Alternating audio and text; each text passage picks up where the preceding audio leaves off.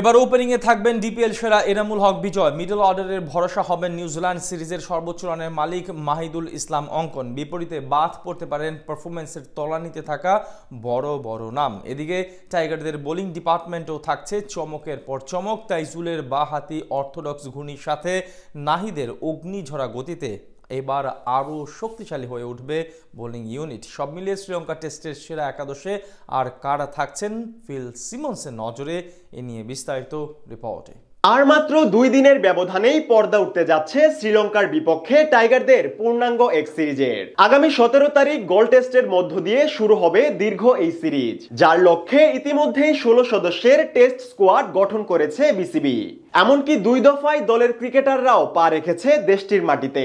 এদিকে পরপর 2 সিরিজের ব্যর্থতা ঘুচাতে এবার আরো শক্তিশালী একাদশ গঠনের পরিকল্পনাতেই এগোচ্ছেন টাইগার কোচ ফিল সিমন্স। ফলে পূর্ব ঘোষিত স্কোয়াড থেকে সর্বোচ্চ ছন্দে থাকা ক্রিকেটারদের নিয়েই এবার গঠন করা হবে সেরা একাদশ, যার সুবাদে বাদ পড়তে পারেন ফর্মের তলানিতে থাকা মুশফিক কিংবা লিটনের মতো বড় বড় নাম। ফলে শেষমেশ কারা থাকছেন শ্রীলঙ্কা টেস্টের সেরা একাদশে, এ নিয়ে চারদিকেই চলছে জল্পনা কল্পনা। এদিকে স্কোয়াডে থাকা ক্রিকেটারদের সাম্প্রতিক সময়ের পারফরমেন্স বলছে এবার ওপেনিং এ দেখা যেতে পারে ডিপিএল সেরা ব্যাটার এনামুল হক বিজয়কে।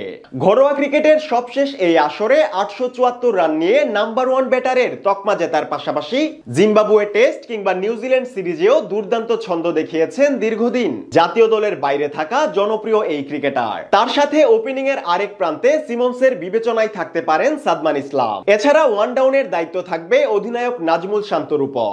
ফলে সেরা একাদশ থেকে ছিটকে যেতে পারেন লিটন কুমার দাস।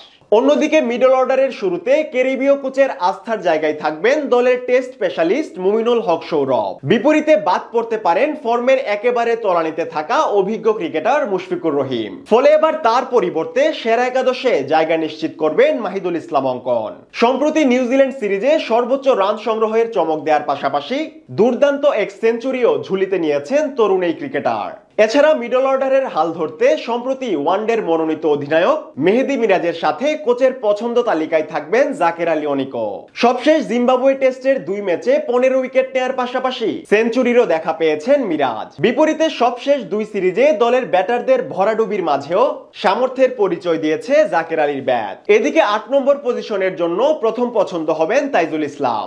মিরাজের সাথে তার স্পিনের যুগলবন্দিতে অনেকটাই এগিয়ে থাকবে বাংলাদেশ। অন্যদিকে এবার পেস ইউনিট আরো শক্তিশালী করতে একাদশে যুক্ত করা হবে নতুন চমক। সেই লক্ষ্যে সেরা একাদশে জায়গা পেতে পারেন দীর্ঘদিন পর জাতীয় দলে ফেরা ডানহাতি পেসার এবাদত হোসেন। তবে টাইগারদের গতির ইউনিটের নেতৃত্ব উঠবে নাহিদ রানার কাঁধে, এটুকু এক প্রকার নিশ্চিতই বলা চলে। কেননা 150+ গতি দিয়ে যে কোনো প্রতিপক্ষকে দিশাহারা করার সামর্থ্য রাখেন দেশসেরা এই পেসার। বিপরীতে 3 নম্বর পেসার হিসেবে ফিল সিমন্সের বিবেচনায় থাকতে পারেন ডেথ ওভারের পরীক্ষিত পারফর্মার হাসান মাহমুদ।